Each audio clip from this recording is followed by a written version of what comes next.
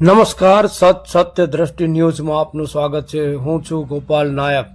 સુરેન્દ્રનગરના ખારાઘોડાના રણમાં મીઠું પકવતા અગરિયાઓ વિશે જાણીએ, જોઈએ, સાંભળીએ અને સમજીએ કે આપના ઘર સુધી જે જીવન જરૂરિયાત મીઠું આ લોકો કેવી રીતે પહોંચાડે છે અને પકવે છે।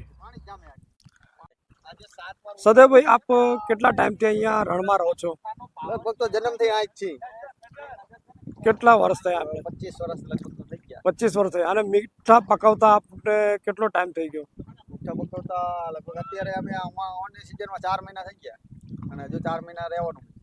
અચ્છા, આ મીઠાનું પ્રોસેસ શું છે, કઈ પ્રકારનું, થોડીક જાણકારી આપશો? તો હવે પહેલા અમે 10મા મહિનામાં આવીને એટલે આ બધું ગારા કામ કરવી, આડું નવરું બધું કઈ હોય નહીં, પાણીથી ધોઈ ગયું હોય બધું આડું નવરું કામ કરી, પછી પાણી ભરવી, કેરા બનાવી, એવું બધું કામ કરીને પછી પ્રોસેસ બધી મીઠાની ચાલુ થાય અમારી।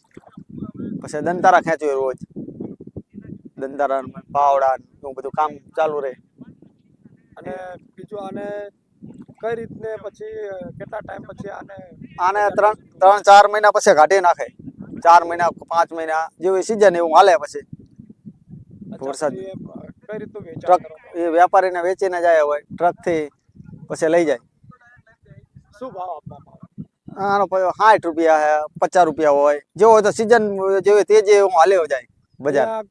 ગવર્મેન્ટ દ્વારાથી આપને શું શું સહાયતા મળે છે? ગવર્મેન્ટ કઈ મળતી નહીં અત્યારે તો, કોઈ પણ સહાયતા નથી? કોઈ અત્યારે સહાયતા નહીં। તમારે અહીંયા જ રહો છો તો અહીંયા તમને લાઈટ પાણીનું એક ખાલી કરી દે ગવર્મેન્ટ। લાઈટ તો અમારે કારણ કે લાઈટની કોઈ સગવડ નહીં, સોલારથી ચાલે છે અને રાત્રે મશીન ચાલે, રાત્રે ડીઝલ બારવાનું। રાત્રે ડીઝલ વાળો? અચ્છા, અને આપણે અહીંયા પરિવાર સાથે રહો? પરિવાર સાથે। તેમનું છોકરાઓનું ભણતર?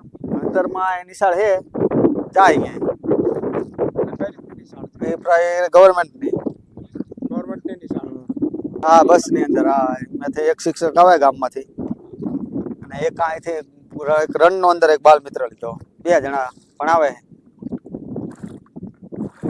આપ જોઈ શકો છો કે આ ખારાઘોડાનો આ રણ છે। આ રણની અંદર અહીંયા અગરિયા લોકો અહીંયા મીઠું પકવે છે। આ મીઠું આપ જોઈ શકો છો મારી હાથમાં, આ મીઠું છે, આ રેગિસ્તાનનો આ મોતી છે, આ એનું આ મોતી છે। અને આ મોતીને આપણે ખાઈએ છીએ, પણ આ કઈ રીતના આપણે જેમ તેમ વેઠી નાખીએ છીએ, ઢોળી નાખીએ છીએ, ખરેખર આની શું કિંમત છે? અહીંયા આવ્યા પછી અમને જાણવા મળ્યું કે આ લોકો કઈ રીતના અહીંયા રહે છે। અને એ જોતા આપણે જોઈ શકાય દૂર દૂર સુધી કંઈ પણ દેખાતું નથી અને આ લોકોને લાઇટની પણ સુવિધા નથી, કોઈ પણ પ્રકારની સુવિધા નથી। અમને અહીંયાથી જાણવા મળ્યું કે એમને પીવા માટેનું જે પાણી છે એ પાણી પણ મહિનામાં એક વખત એક ટેન્કર અહીંયા આવે છે। પણ ખરેખર ગવર્મેન્ટે હજુ પણ આ લોકો માટે વિચાર કરવો જોઈએ કે ટેકાના ભાવ પૂરા મળે અને મીઠું પકવતી જગ્યા તેઓના નામ ઉપર કરે।